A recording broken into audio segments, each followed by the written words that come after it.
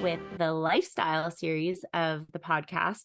And full disclosure, we could not nail down exactly what topic we wanted to talk about today.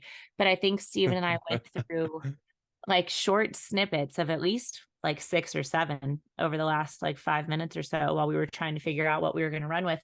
And so I'm sure we're going to come up with a better name for this before we make a YouTube thumbnail. But I feel like it's going to just kind of be like a shoot the shit episode where we can just kind of go over things that Stephen and I are seeing as maybe like themes in check-ins or things we know that are going to be coming up here with like the holidays and things like that. And just kind of like stuff that we're normally coaching through this time of year, because I feel like it does get a bit more. Well, I think now, since we've been doing this for a while, it's easy to see trends, right, Stephen, where you can kind of anticipate we're going to see these trends in our check-ins. Yeah, I think so. And then obviously it depends on the person as well. So like, but just in general, it's the same things that I think most of us struggle with this time of year. Trying to balance everything, how to set goals that are realistic, how to be realistic with like what we're doing in the holidays and what that means for us. And how do we stay consistent during the holidays? I think that's one of the big ones. Because it's easy to let things kind of drop off when there's a ton of parties and family gatherings and people, and everybody's bringing in goodies and snacks and treats, and it's very easy to kind of look off the side of the road, and then next thing you know, you're not on the road anymore.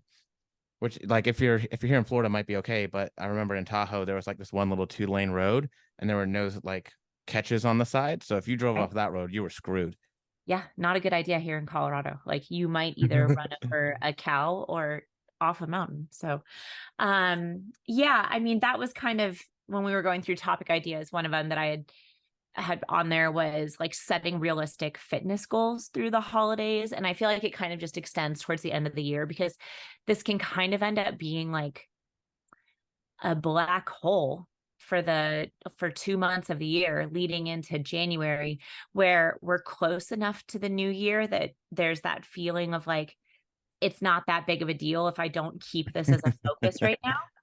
But it's also long enough to where I feel like you can definitely shoot yourself in the foot and cause some damage for what you may already have planned for the new year. So maybe you're like, oh, well, I'm going to immediately do this, start January or something like that. And then if we just kind of sit on our hands and wait, or we go the opposite direction, we can, make ourselves further from being able to achieve that goal early on. And so that's something I like to start talking to people about now, is that we don't have to be like as dialed in. I think this is definitely that season where we can let our hair down with a lot of stuff, and we should make that room in Way to make a hair joke. Thanks.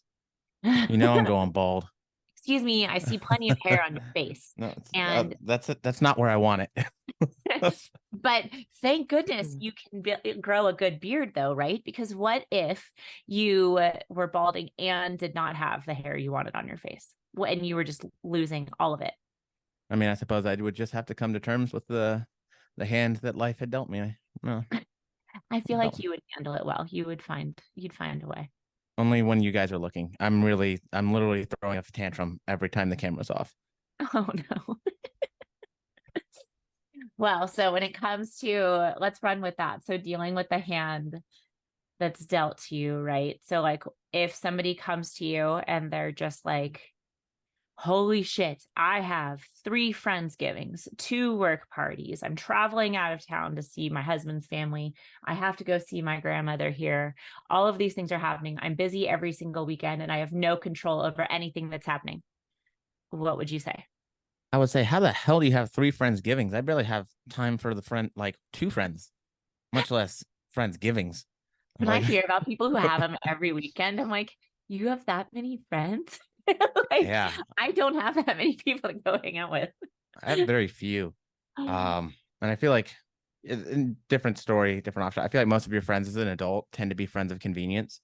Right. So like if you go to cheer with the kids, right? It's probably Right. other cheer moms that you talk to and like have as friends. If I go to jujitsu, like my friends are people from jujitsu and stuff. So like when I hear that people have that many friends, I'm like, what? That many people like you? Like you talk to that many people, you can Yeah. handle it. Like I get so talked out. Like I have to come home from cheer, even with that, and like take a decompression shower where like all I can hear is the water and stuff. Because even though most of the time I'm sitting there just watching things, and maybe I'm like responding to people on my phone, like parents that have questions or something like that, even that is like so much interaction. And I'm like, I need a I break. mean, but I think that's a good point because a lot of the times, one of the big stressors during the holidays is that social battery for a lot of us. We don't all have the same extroverted nature where being around everybody fills our battery up and we're like, hell yeah, son, But let's go. I'm gonna make a casserole. Let's do it. Um, like we're just not about it. Um, and that creates extra stress, right? So for me, regardless of what our goal is during the holiday, where we're at in the process, stress management's always my number one. Like, hey, we need to be aware that this is going to be a more stressful time. Not only just because of dinners and family obligations and kids, but like there's a financial aspect of things, right? It's always stressful during the holidays. You're expected to spend more money, whether you need to or not. Different conversation, but there's the expectation of that, so that creates kind of pressure on ourselves, so that we feel maybe good or not so great about ourselves. There's the fact that the days are shorter and seasonal depression. You have less daylight hours, so you might be getting out in the sun less and doing things that or doing less of those things that kind of bring you fulfillment and happiness. So if we don't really prepare kind of ahead of time, saying, okay, well, we need to be ready for this mentally, because that's most of the battle, right? The actual hard part of everything is like me getting up off my ass, getting out to the gym to go for, a bike ride or to go lift a weight or to go to PT. Once I'm there, I'm there. That's not the hard part for me, like mentally. Like in the physical part of it, again, not as hard as actually making the decision for me to get off my butt and go do it. That's the hardest part for me. So the more stressed I am, the more anxious I am, the more stuff I have on my mind, the more likely I am to not make time for, even if it's not perfect, like some of my self care, whether that's fitness, lifting weights, running, prepping food ahead of time, like all of that stuff. So it's simple, but it's fucking hard. It's stress management. And it's even harder in that time where like everything's expected of you, right? Because there's less hours in the day. And I'm not even a parent. You're a parent. You get this on a level that I just cannot possibly understand. With 4 kids, right? Is it 4? yeah. Yeah. Okay. I was like, it's either 4 or 6. I'm gonna go with the low end. Oh my God. I can't even imagine what my life would be like. 6 children. Um, Okay. this is now I'm thinking about those shows where the people had like 18 kids or whatever. See, at Ugh. that point, you have so much help though, right? And like this could go into like a whole other Do issue. you though? Do Well, you? because then you have to start enlisting like your oldest. And like I now I know Riker, like I'll feel bad for him sometimes because I'm like, dude, you're a babysitter. And I was the oldest of 4 kids. And so I get it where I'm like, he'll be like, I just need time alone. And my first reaction is like, do you? Like, Yes. oh, I Yes, he bet. probably And then does. I'm like, yeah, no, you do. Cause you're always like, we're like, here's a brother, here's a sister. Like, do something with them. But that But thought process isn't wrong, right? Like and the difference is it's like as a kid, he's open to saying it, but as an adult, we're like, no, fuck that. I got to get other stuff done. Like I don't need right. time for myself. I need to get X, Y, Z. I need to get all these other projects done. And then we forego actually fucking taking care of the person that's trying to take care of everybody. And on top of that too, I feel like a big part of it is the fact that because it's the holidays, you're also supposed to like be inherently joyful and excited about all of it. And so you have all of this stress, all of this stuff you're supposed to be doing, but then you're supposed to be like happy. You have all this stuff going on. And I know like so my husband is one of those people who's just always happy, always chill, rolls with everything, sees the bright side of life 100%. I'm the opposite. I'm Yeah. like, I see everything that can go wrong, all of the reasons why this is stressful, all the reasons why it's less than ideal, and like that kind of stuff. And I tell myself it's because I'm trying to solve issues ahead of time before they become one. But really, I'm just, preemptively stressing about everything. And I know I can get that way with like holiday gatherings and stuff like that too, where like, yes, it's supposed to be exciting to go see family. And I know once we get there, it's going to be nice and like everyone's going to have fun. But there's just the stress of preparing to go to something like that and scheduling and traffic. And like you said, the financial part of it, or just the planning, like all of that can really get to you. And I feel like when it comes to, you know, the fitness like side of things or the healthy lifestyle side of things, this is where, especially like as a mom, because I coach a lot of moms too, I'll start hearing like, I was busy all day long getting, gifts together or this stuff together or cooking for the event. And then I got everything. And then I got there, realized I hadn't eaten anything all day and fell face first into a gravy bowl and like just went ham. I had all of this stuff and I don't even know it. And they end up in that like blackout hunger place where you get to a party and Mm. go crazy. Or there's the, dealing with social anxieties and things like that. The other side of it too, where maybe we end up drinking more than we had planned on or something like that, because we're just trying to like come down from the anxiety of getting ready for stuff and like trying to smooth it out.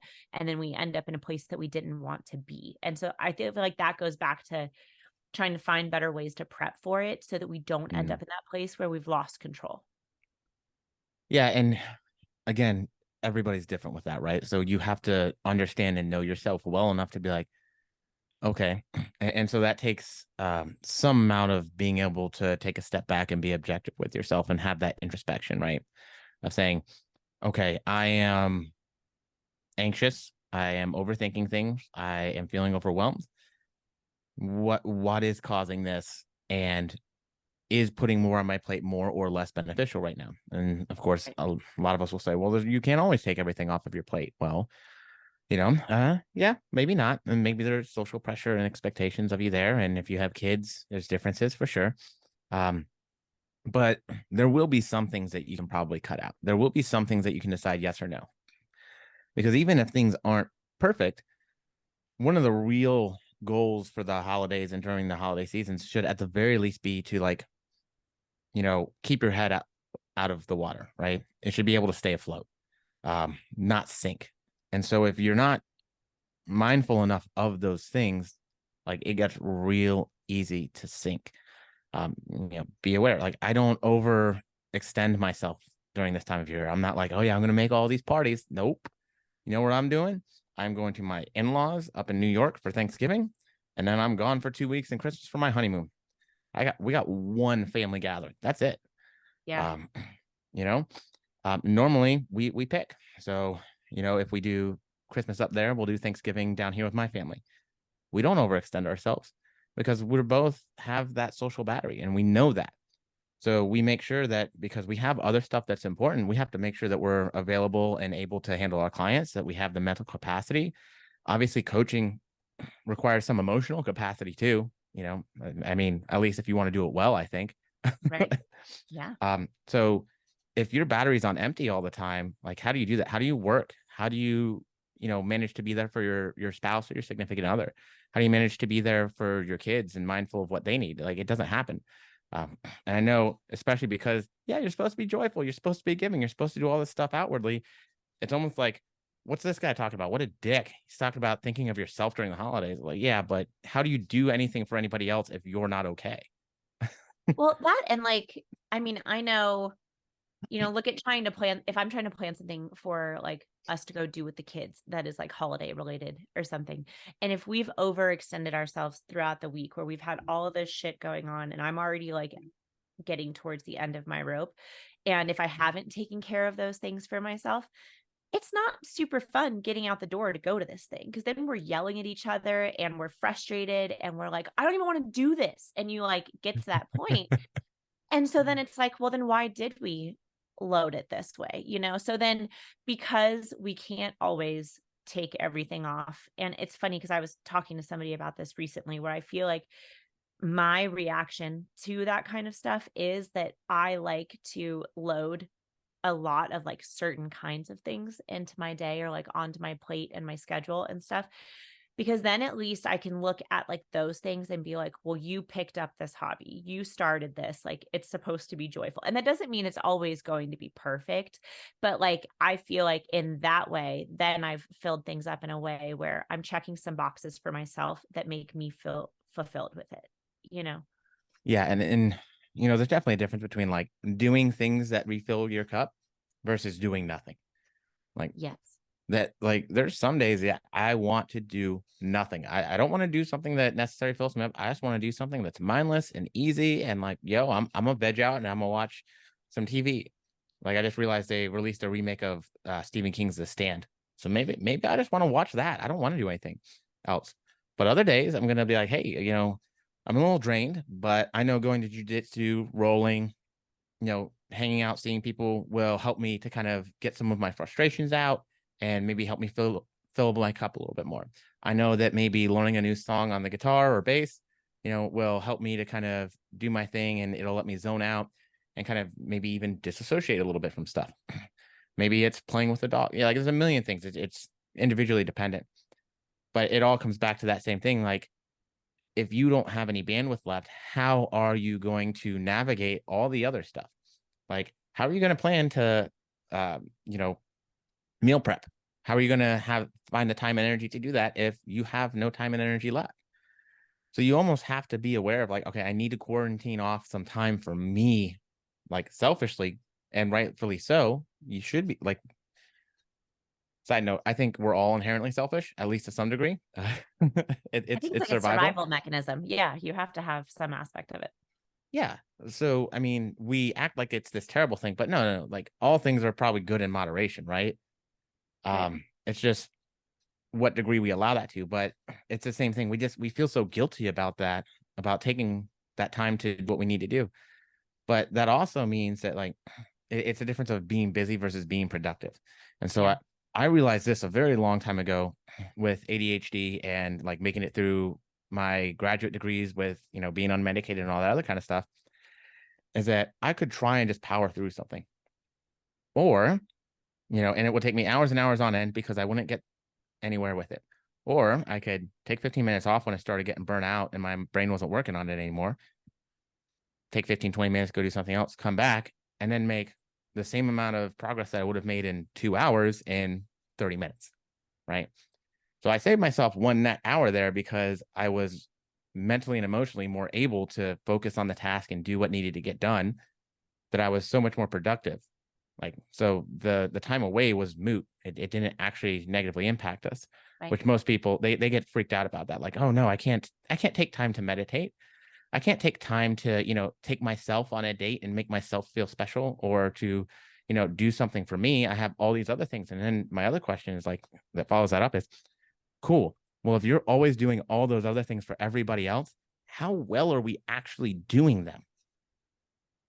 Like, Yeah. And that's where like so I put into every single one of my client plans a daily 10-minute walk.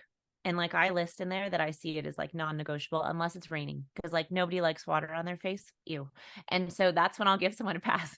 But even when it's cold and things like that, if it's hot outside, like you can find a way to get outside for the most part for 10 minutes total. I'll even say break it up into 2 5-minute walks, like if we need to, right?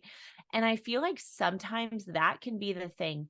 And I mean, it's been 25 here for the last couple of days. And so, and I'm from San wait, Diego. Fahrenheit or Celsius? You know what? I don't even know the Celsius like change. Wouldn't that still be kind of cold for you? So 32 would be zero Right. So if it because was that'd be freezing. 25, right. So it'd be hot if it was 25, right? Like real hot. 25 Celsius would be very hot. Okay. Yeah, you're talking like probably close to 100 degrees Fahrenheit. So I think at one point, Vic and I had figured random side quest for this conversation. We had there's a point. I might be wrong. I'm kind of talking out of my ass here. There's a point where Celsius and Fahrenheit like meet up in coldness. Yeah, it's And freezing. is it just there and then you can't like Well, so they're both freezing, but they're like different, right? So 0 Celsius is freezing, and then I think it's like 35 Fahrenheit's freezing. 32? But there Sorry. was something else that where it's even, it's like when you get into the negatives, that like the numbers were the same when we were looking at a weather report. And I was like, oh, that's a weird typo.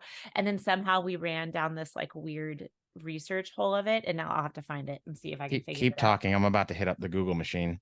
See, so I mean, really what it comes down to is the degree of coldness that this happens at is just fucking cold. And like there's a certain point where I feel like you don't really notice the difference, right? Like, did Negative you 40. -40? See, and then they're the same thing, right? Yes. Isn't that so weird? They're just like, Negative 40 degrees is when Fahrenheit and Celsius are the same number. see, and they're like, we're not going to track it anymore because guess what? It's really cold. Go inside. It's a waste.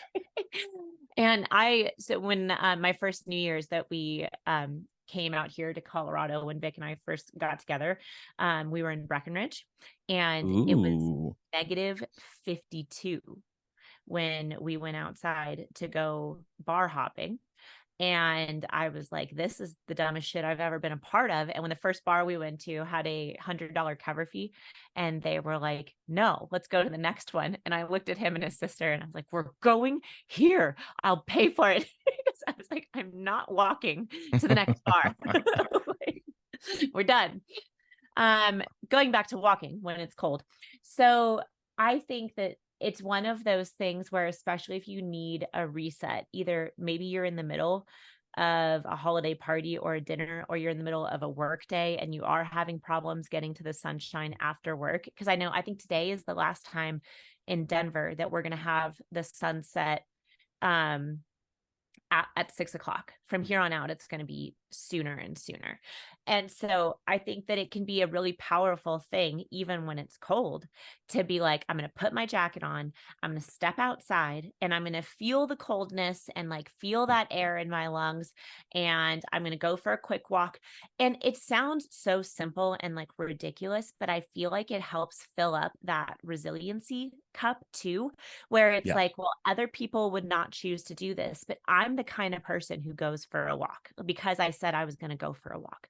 And you still check that box. And that's like a super low effort way of doing it. No matter where you're at, just go for a 5-minute walk and get it done. And I feel like I feel like this time of year, it's important to set things that are more like movement goals, as opposed to like my macros are going to be perfect, or I'm going to do this, or I'm going to do that. Hmm.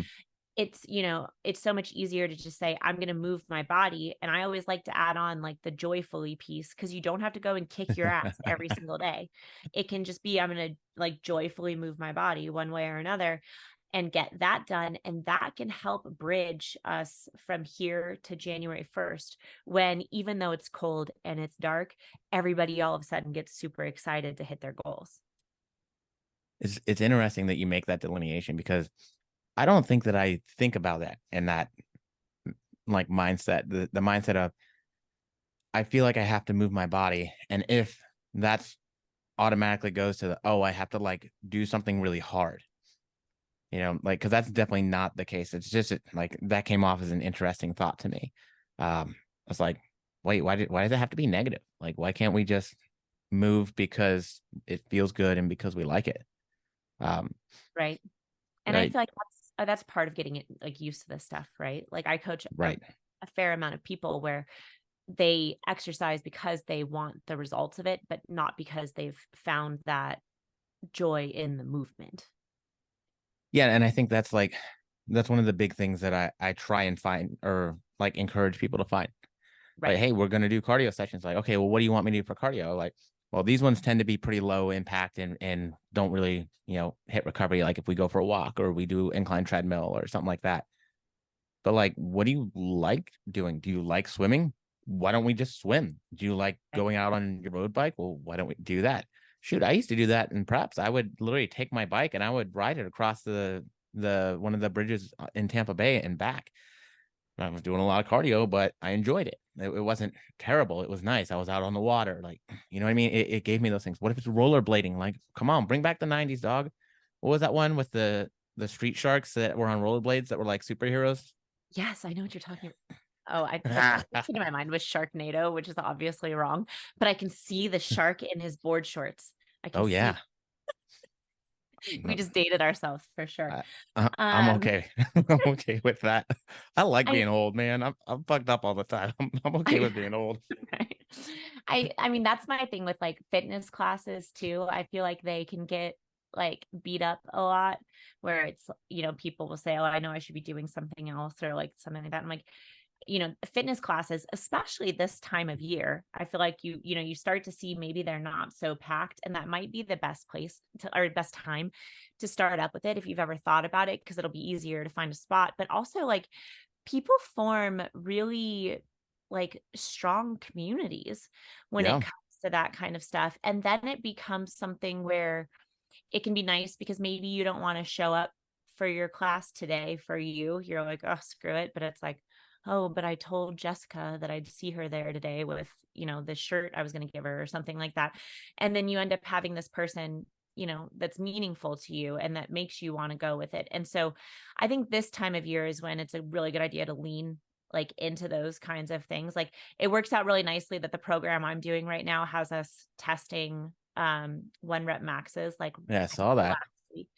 Yeah. And so I know Getting strong in that Mickey shirt in the he's gym. coming back. I'm very surprised. I've been sick since last Friday. So yesterday I went into the gym and Vic literally was like, do not try to go hard today, because he knows I'll go and just try to go through it. And I kept being like, I think I'm dizzy.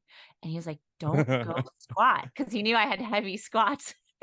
And even while I was walking on the treadmill, I was like, I should not squat today. And then did it anyways. And luckily I survived those and Mm, everything worked out. But then I went to deadlift in the same workout, and I literally had to sit down and redo my math like 100 times because I thought I was messing it up and like over calculating, but somehow I hit a PR yesterday. And I was like, well, yeah. I'm going to run with it. So I got 245 for a single.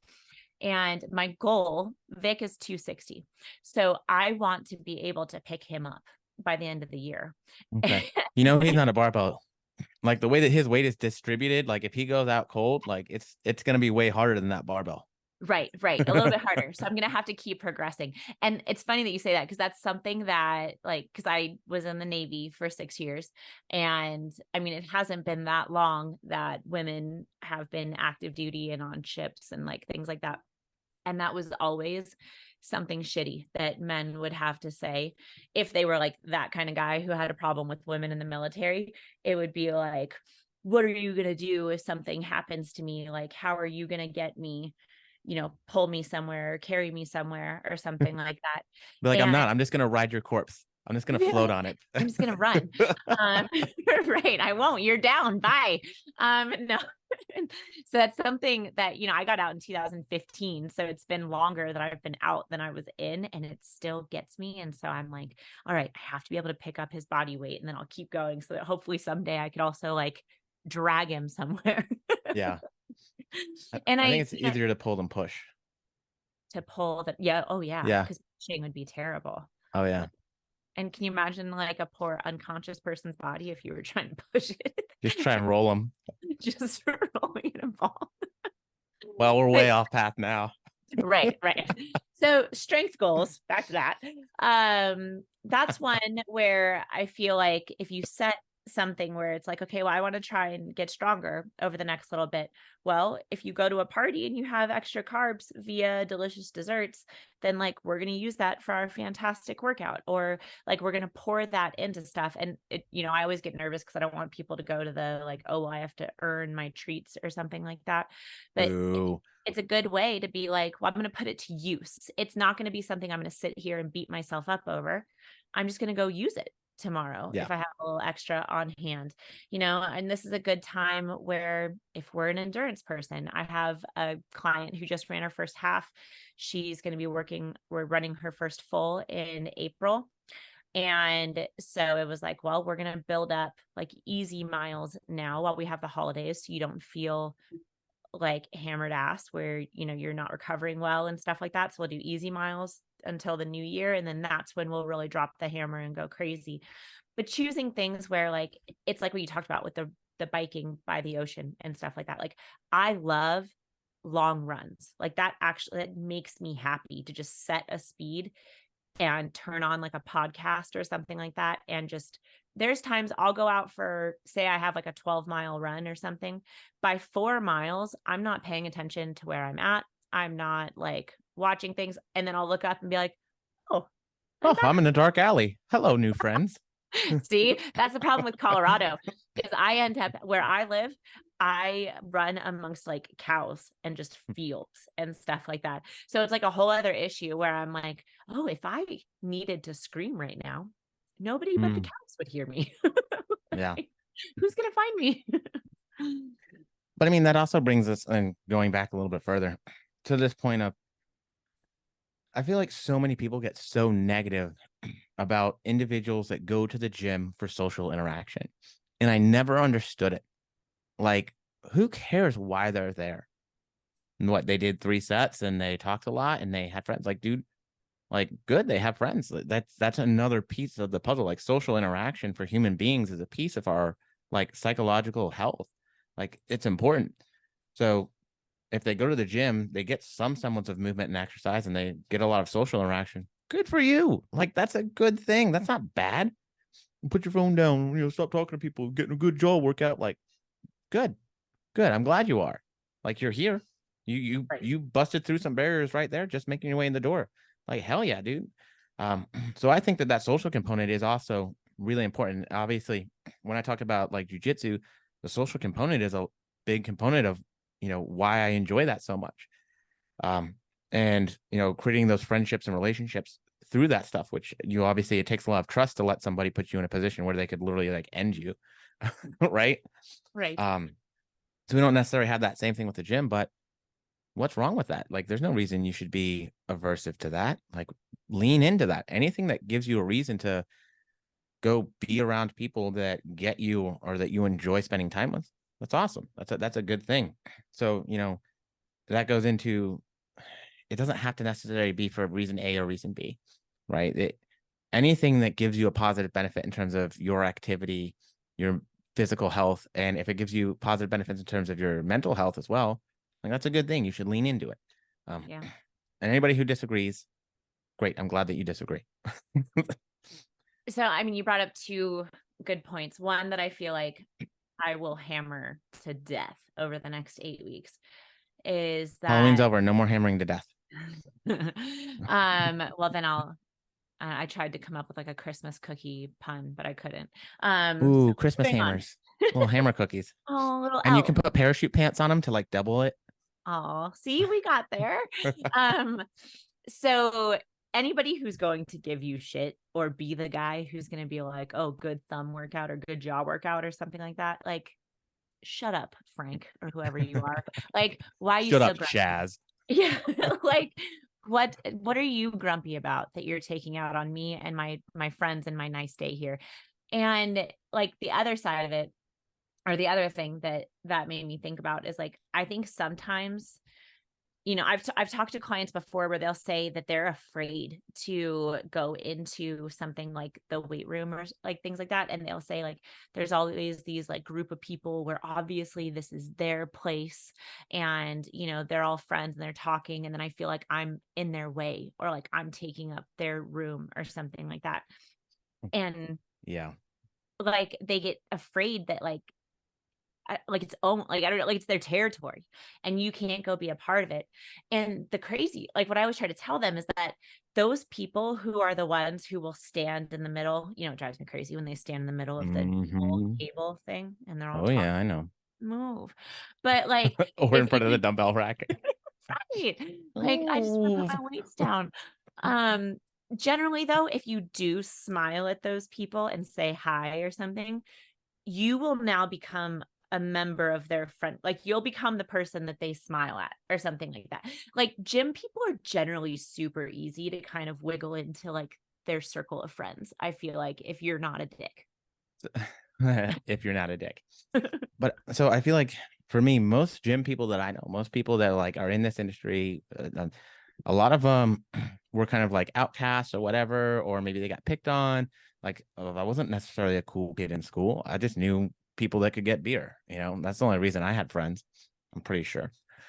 But it's like most of us, I feel like weren't like the cool kids and super outgoing anyway. So it's not necessarily in our personality to be like that super outgoing, like I have resting the RDF, right?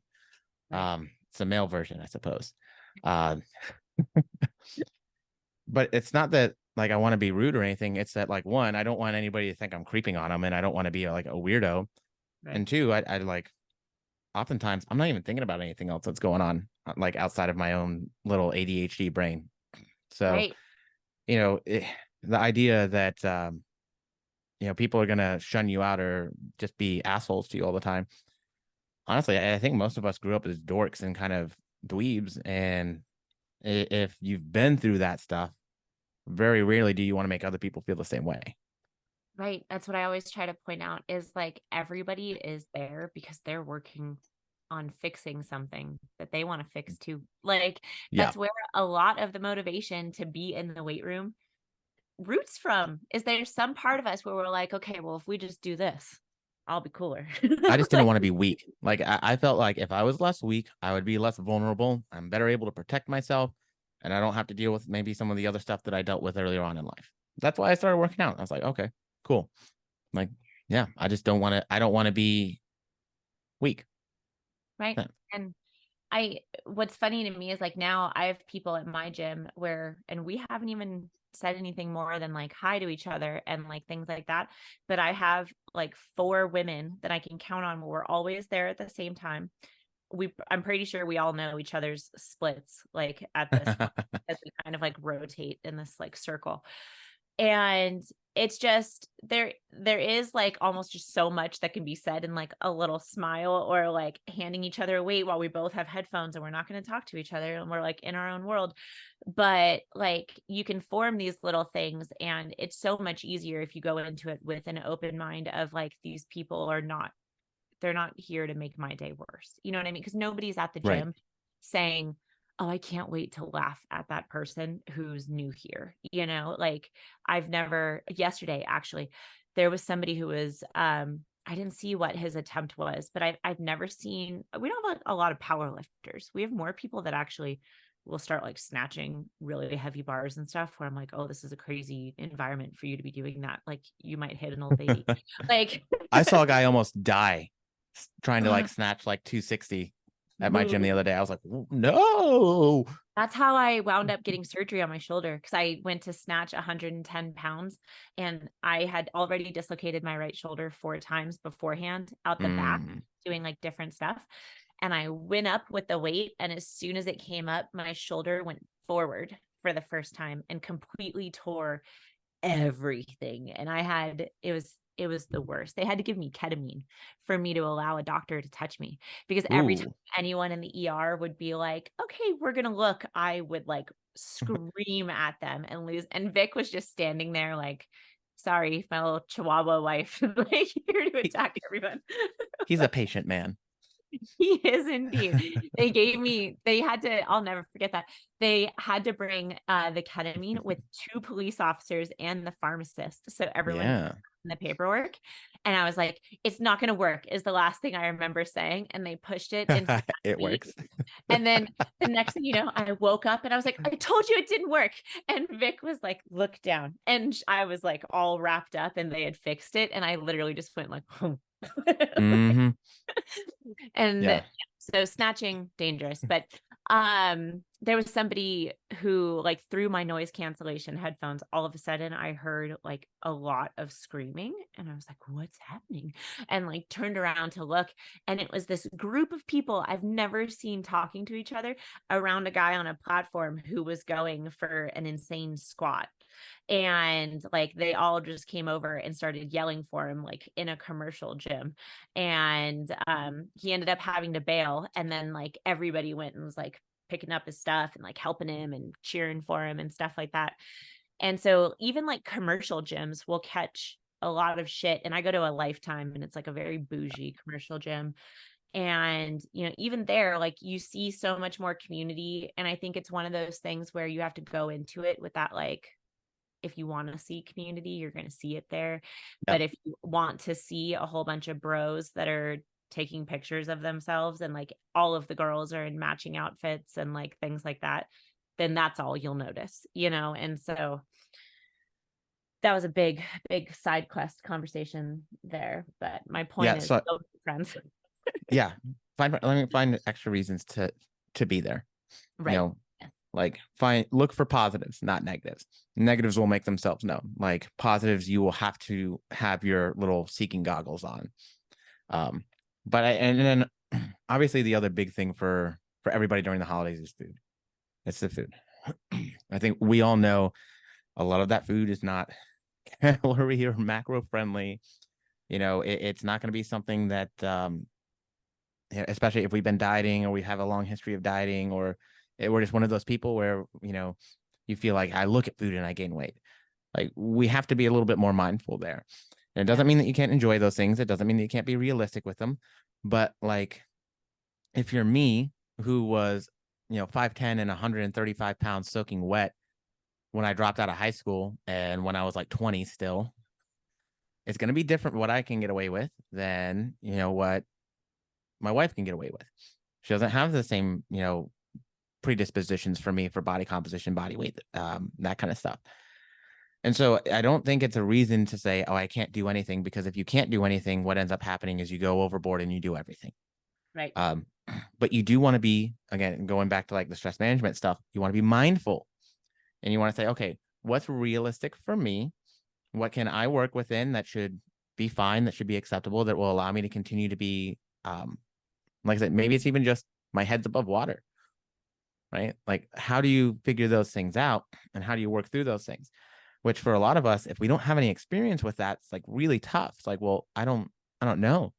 Like, should I estimate the cookie? Should I not estimate the cookie? Because that's a different answer for everybody, right? And then if I haven't estimated the cookie before, well, how do I estimate a cookie? Do I just look at it and guess? Do I like try and find something? Do I still weigh it? Do I take that stuff out with me? And I think for most of us during this time, the answer is a hard no. You're not going to take Right. your scale out with you. You're not Right. going to, you know, go to family dinner on Thanksgiving. But cool. Let me get the white meat. Okay, let me put my scale down, put the plate on there. Okay, now we're zeroed. Okay, now hit me with 5 ounces. So I want 5 ounces of the white meat. And Okay. then, okay, cool. I pre-put in my mashed potatoes. Wait, did you use butter in those or sour cream? Oh, you did? Ah, shit. But like that stuff's not going to happen. It's not realistic. I mean, maybe we do want to track it, but maybe we give it an estimate and a best guess, and cool. Maybe we put it in our thing. So okay, cool. That's probably what that looks like. Maybe that's the calories that those items look like. And even if it's just a learning experience and we're like, okay, cool, I'm not gonna beat myself up over it. Like it is what it is. It's done anyways. But now we're at least expanding our knowledge base and what we have that experience with to be able to better manage, okay, well, what does portion control look like on maybe some of these days for me so that I'm not going overboard, because it's very easy to get 4 or 5,000 calories in on a single meal at the holidays. Right. 100%. And I mean, so this is for so many reasons this time of year can cause shitty relationships with food and stuff like that, because maybe we estimate it, but then we still see the scale go up the next day or something, and it was more than we had like emotionally prepared ourselves for, and then it's like, fuck, everything's gone wrong. And then, like we talked about, maybe that you have more things like all the time, like maybe your whole month is packed with shit you're showing up for. And the one I'll hear a lot is like, well, I don't want to be rude, I don't want to not partake in things and have people notice or something like that. So then they get nervous to not at least try to estimate, or like to have everything, and then they're worried about the estimation. And like there's so much, right, that this can turn into when it comes to stuff. The Which last thing I'm going to have someone do, unless you are like, I feel like the Olympia would be like the only show, and luckily it's before like all of this, right? But it's this like, weekend. right. Yeah. But was it last year or the year prior? Wasn't it in like December? I think Nationals is still in December, and there are a couple of other shows. I think December 17th is the last show weekend of the Right. season. So nationals is always a tricky one because that one is always close to Thanksgiving and before Christmas with stuff. And like, Mm-hmm. but I mean, this is the lifestyle side of the podcast, but like outside of having spent your whole year getting ready to go step on stage at nationals, do Yeah. not show up to Thanksgiving with a food scale or Tupperware. Like there's no reason for that. And I feel like we would perpetuate more issues with our relationship with food and our body by having to be that extreme, because it's just not, I feel like it's just not the forum for it in that sense. And I'd rather work on like what you talked about, the portion control, the understanding, and the other sides of that. There's so much more we can learn from that meal and still stay mostly in control. I think the big one comes down to not even just necessarily portion control, but like, how much do I need control? Right? Because maybe turkey and stuffing and mashed potatoes aren't your jam, but like pie is. And so you don't want a little sliver of pie. You were cool just having like your side salad or something at dinner because you're like, you know what? I don't like any of this other food. I just want a giant slice of pie. Well, then that's fine. And somebody might look at it and be like, well, that's not portion control, right? Like, why are you having such a big slice? Well, because you understand that. So that's one of the things that I'll talk to people about too, is like at that one meal, you don't have to gorge yourself on everything that's provided to you. Like if Yeah. you're not actually that big of a fan of stuffing, then why did you have like 2 cups of it? You could have skipped it or just had it like a few bites or something. Or if you have multiple of like celebrations that you're going to be a part of, like, well, maybe if it's your neighbors that, yeah, they invited you and they're really nice and you want to be there to hang out, like that doesn't mean you have to eat half of their pumpkin pie if you know that your grandmother's is hands down the best in the world and you can't wait to have that one. Pumpkin And pie is overrated, by the way. it's, Way yeah, overrated. very much depends on how it's made. Like I'm very picky about it. The crust is what I'm is exceptionally picky about. And like, don't get me wrong, I'm down with the PSLs, but side note, pumpkin pie, oh, no. You would choose a PSL over pumpkin pie? There's a million other pies I would choose. Um, like my grandma makes like an apple crumb cobbler. That thing is dynamite. But there's also like 3 sticks of butter in that damn pie. So, but the pumpkin pie, I just feel like it's overrated. I know that's controversial, and we'll probably get a lot of hate for that. But nah, I've pumpkin had pie ain't it. apple pumpkin pie. That sounds that sounds terrible. No, it's good. It is so good. I'm gonna make one now, and then I'm just gonna spam you with a million pictures. So grandma's apple cobbler, right? Like if that's your jam, then that's where I would say, like, it's Thanksgiving. She probably doesn't make this year round. I want you to have the amount of that makes you super happy. We're not going to eat so much of it that we feel sick and say, oh my God, I wish I hadn't done that. But like, if you want a big serving of it, do it. But we don't have to do that at every single little event we go to. Right. We have the office party, and Sally down the way brought in her cookies and they're burnt and not that good. You do not owe her eating 3 of them. Like, you don't have to do that, you know? Have you ever But have you ever actually met anyone named Sally? I don't think I've ever actually met in person someone. Oh no, you know what? One, Paul's client, the girl that was Atlanta. That's the only Sally I've ever met. I don't think I And that was have like ever. last year. I I don't did know many meet Sallys. sourdough starter Sally, and then she grew too fast. And so I said I created a monster. So I changed her name to Sully Yeah. from Monsters Inc. That's when we were like, I was like, oh, you missed a chance. You could have been like, dough, baby. I know. Right. Dough baby would have been good. I But that what you're talking about, it's still portion control. It's just not portion right control in the for traditional things. sense.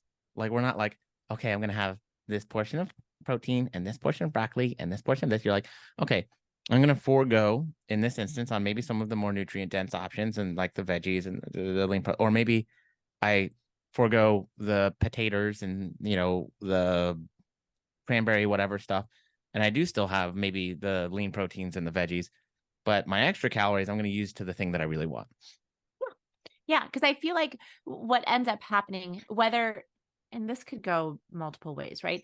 Either people have someone in their life who's making them feel guilty for not trying everything, or they're just preemptively worried that they're going to hurt somebody's feelings by not doing that. Like the portion control doesn't have to mean that you take a little bit of absolutely everything if it's not your thing. Just like you wouldn't go to a restaurant and be like, I don't actually want that, but if you want to bring it, I'll go ahead and eat it. Like, Everything on the menu. you I'm know, gonna just take a little bite of everything. yeah, like I don't actually want to try that at all, but if you bring it, I'll eat it. Yo, Like, you want to hear something disgusting that my grandma made last year? So I mm, love my grandparents. They're wonderful. So don't get me wrong here. But they are getting older, so like their taste buds aren't the same. You know, grandpa smoked for like 70 plus years.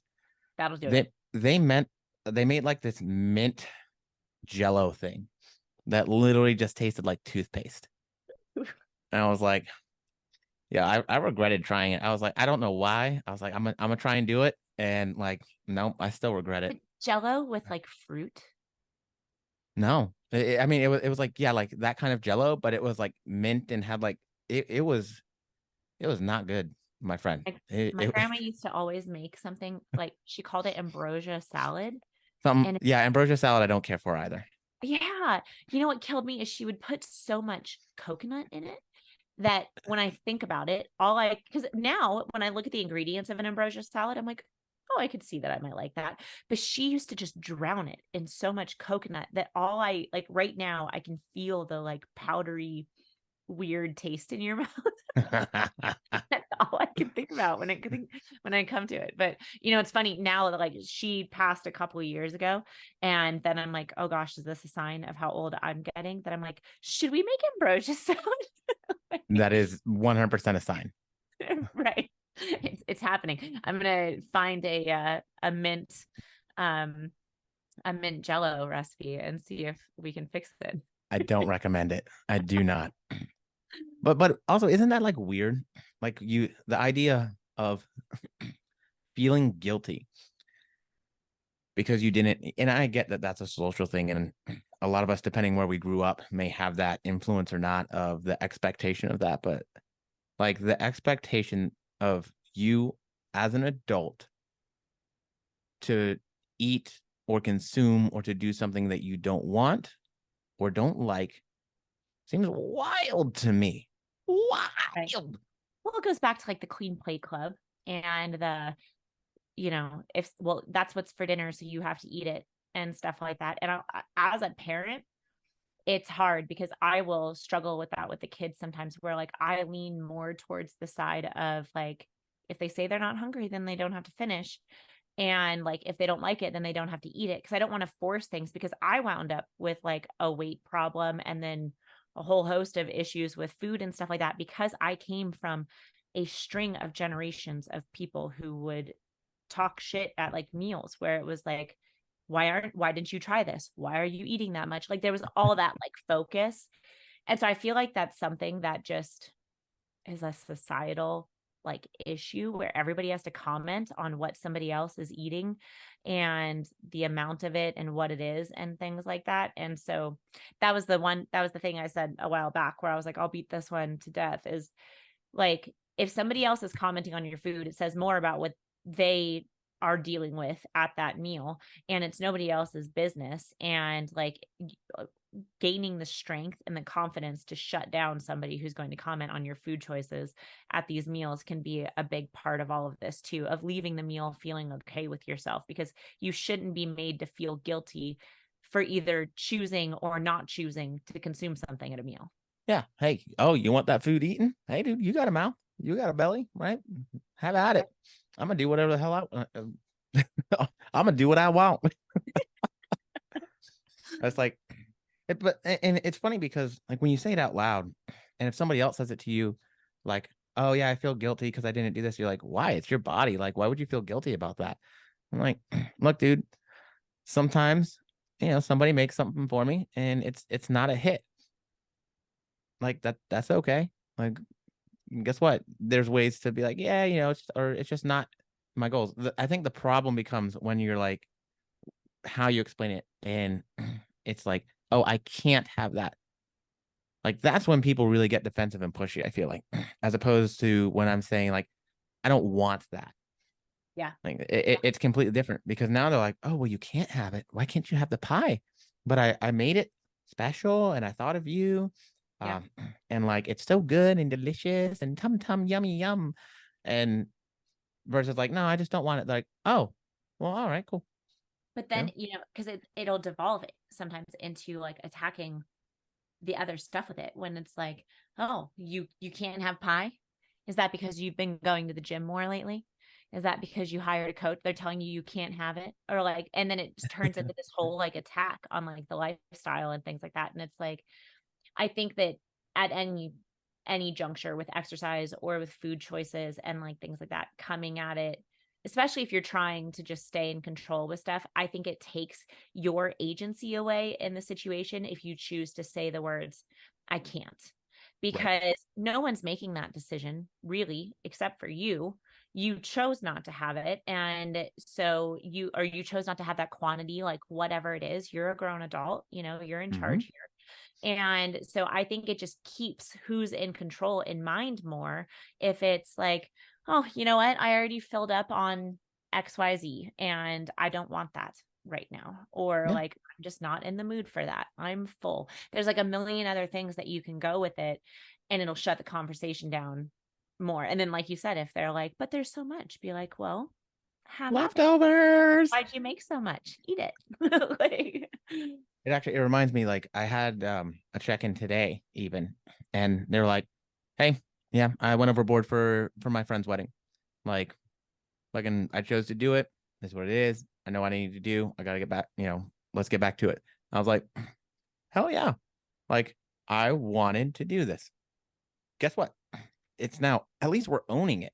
Like we are yeah, taking responsibility and ownership of that decision. So even if like you go either way, I do want it, I don't want it, like it at least allows us to say, okay, I made the decision. I get to take responsibility for it. I get to take ownership of it, which means I know, consequences, good or bad, outcomes, whatever.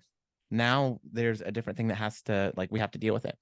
Because the other problem that comes with like this external source of why aren't you eating this? You have to do this. You have to have that and that. And the other thing is now it takes away control from you. It right. gives it to someone else.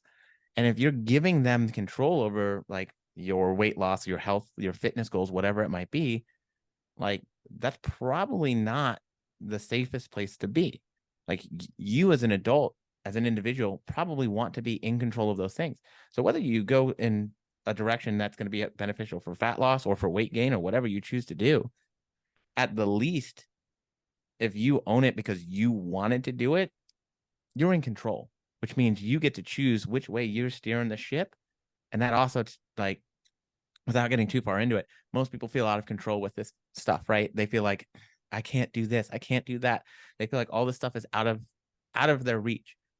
Now things are starting to be in our reach. So even if like, cool, we didn't make the physical progress that we wanted to, at least we're making mental progress in terms of how we approach that situation with our mindset. Yeah. And I mean, that goes back to when we were talking about like the fitness side of things or like the movement side of things. And like I today was talking to somebody who has this big party coming up this weekend that she's been planning for her husband. And we're just getting started together. And so still kind of like finding that rhythm. And she's like, well, should I just wait and not track until after the party? And then you can go off of those numbers. And I was like, no, like going off of our phone call, like I think it would be really powerful for you to start getting into that rhythm now. And it doesn't have to be perfect, but that way you get into a rhythm that you can maintain where you can look back and say, that was hard to do, or like that wasn't convenient, and I still did it. And it helps kind of hammer in that capability side of things. And like right now is the perfect time when it comes to, like, say you're somebody who plans on using macro tracking and stuff like that in the future, or you want to get somewhere with your fitness and you're not in a routine yet and things like that. This is a fantastic time to just put the pennies in the bank and say, I can show up and do that. You do not need to go deadlift 250 pounds this week. You do not need to go and like do all these different things. You could just show up at the gym, and walk on the treadmill and start racking up the number of times that you've swiped that card over this time so that you feel comfortable in this place that you're paying to be. You could just open MyFitnessPal and say like, oh, I wonder what that adds up to, and learn about a couple of things.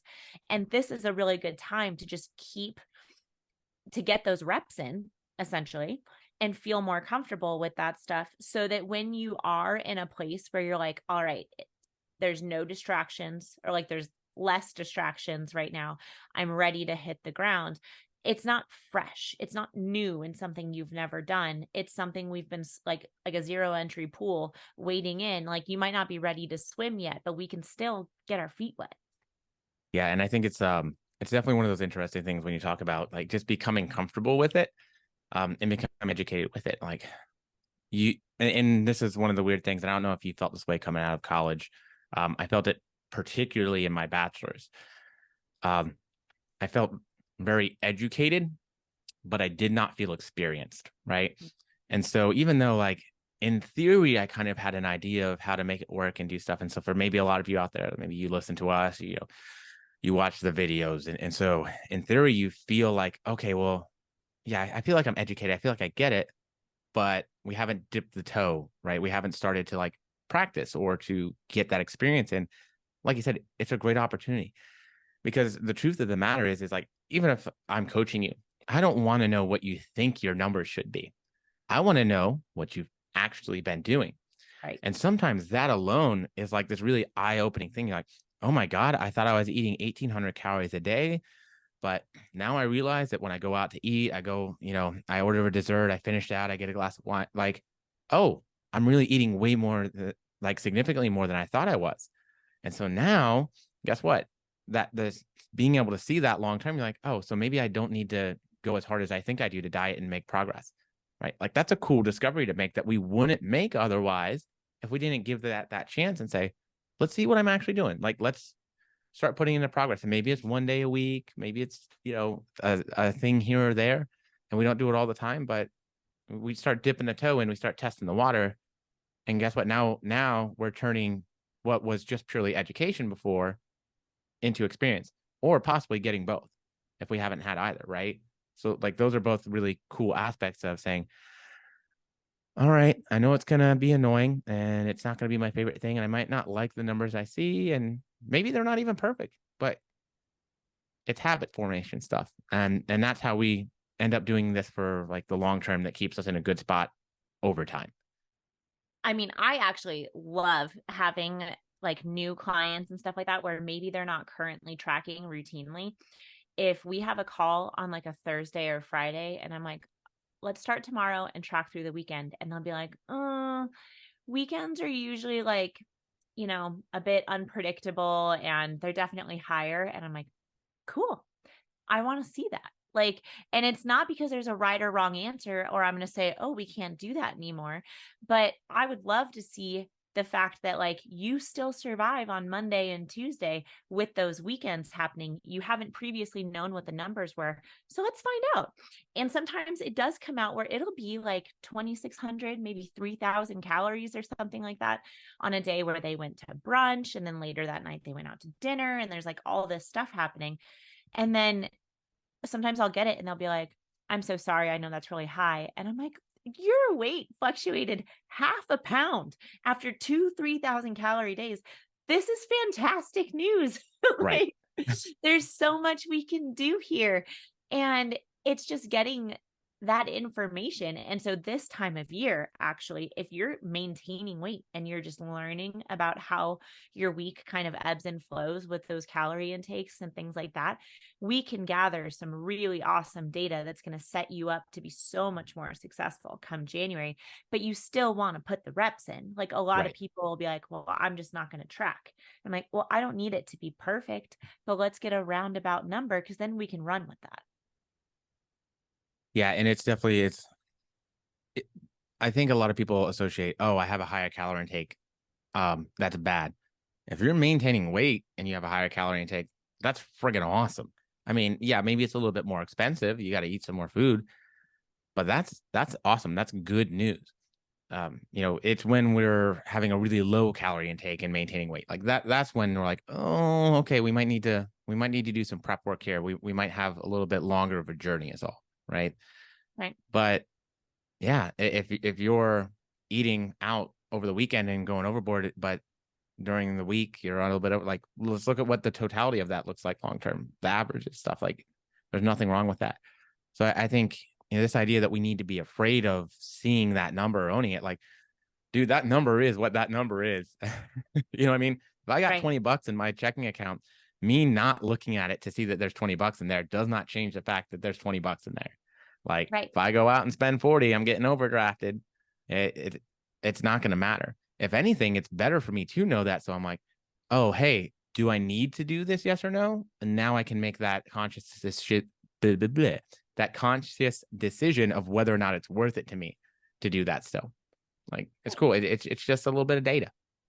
Exactly.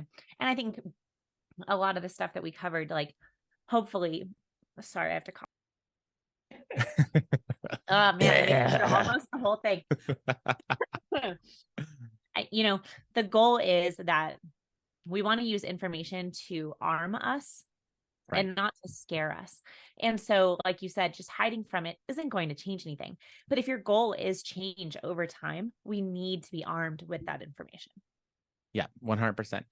Like, the education component, it empowers you because now you understand how these things work. You understand what's going on. And it allows you to, again, say, hey, I want to do this. I want to do that. I don't want to do this. I don't want to do that. Like, if nothing else, if you were to never make a speck of progress towards one end of the spectrum or the other, like, you are now better off because you are now in control and making the decisions. You are controlling the direction of your life in a manner that you understand. Like, that's cool. 100%. Well, my cold has decided to show up for the afternoon.